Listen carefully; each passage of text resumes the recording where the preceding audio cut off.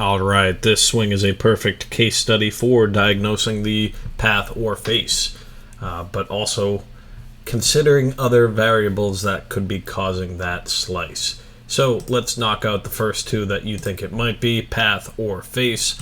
Now, as you take it away, P2, you are going to take it away inside and get that face a little bit open.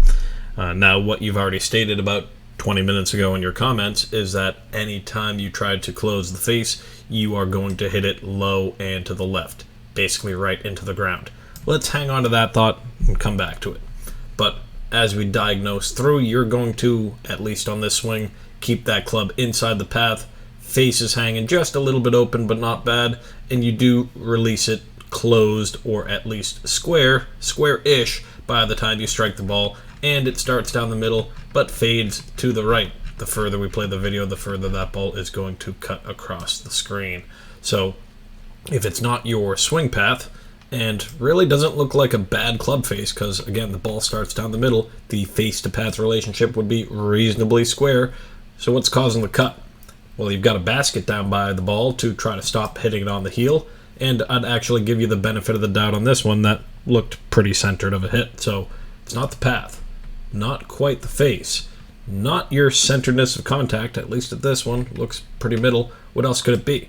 The 4th out of 5 ball flight laws is speed or just club head speed.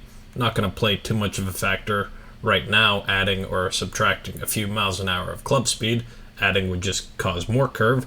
But the last of the 5 ball flight laws is angle of attack.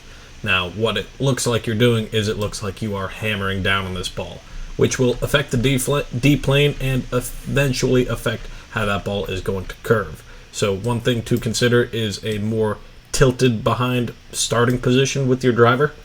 Hard to see from this side view, but get a face on video.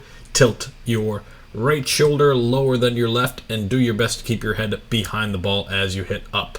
A higher tee you will have to get used to, because this little tee that you have hammering into the ground as your club strikes across the turf is why your club exits hard to the left, as you can see right here, and that ball wants to curve the opposite direction.